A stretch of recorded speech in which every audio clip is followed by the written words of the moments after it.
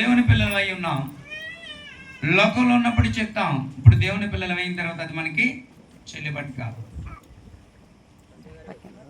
సౌలు దావీదు మీద ఎప్పుడు ఈర్ష్య పడతా ఉండేవాడు, అసూయ పడతా ఉండేవాడు. మంచి మనసు సౌలుకి లేదు, కానీ దావీదుకి మంచి మనసు ఉంది. కానీ దావీదు నెమ్మదిగా ఉన్నాడు, సౌలు కలవరంతో బతికాడు.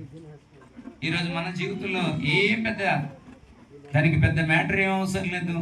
దేవుడు ఈరోజు మీ కుటుంబాల్లోనూ మీ జీవితాల్లోనూ నెమ్మదినివ్వాలని కోరుకుంటున్నాడు. ఆమేన్.